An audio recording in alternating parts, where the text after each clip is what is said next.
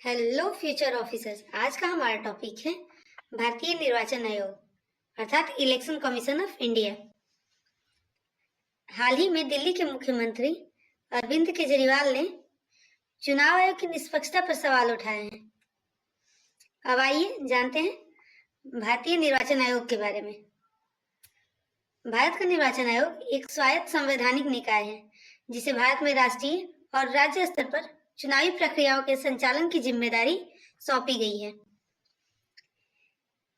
यह भारतीय संविधान के भाग 15 के अनुच्छेद 324 से 329 ए से संबंधित है, जिसमें चुनाव के संचालन के लिए एक आयोग की स्थापना करने की बात कही गई है। अब जानते हैं हम चुनाव आयोग की स्थापना और उसकी संरचना। निर्वाचन आयोग की स्थापना 25 जनवरी 1950 को की गई थी। इसमें एक मुख्य निर्वाचन आयुक्त और 2 अन्य निर्वाचन आयुक्त होते हैं तथा आयोग का निर्णय बहुमत से लिया जाता है, और जिससे यह सुनिश्चित होता है कि चुनाव निष्पक्ष और स्वतंत्र रूप से आयोजित हो। इसका मुख्यालय नई दिल्ली में है। अब हम जानेंगे चुनाव आयोग की कार्य और जिम्मेदारियां। चुनाव आयोग का सबसे पहला काम होता है चुनाव का संचालन करना।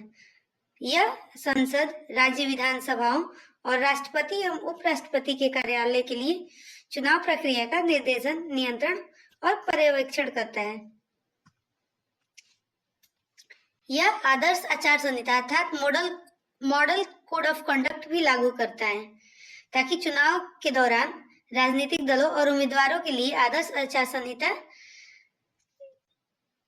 का पालन करना जरूरी हो, ताकि चुनाव स्वतंत्र और निष्पक्ष हो सके।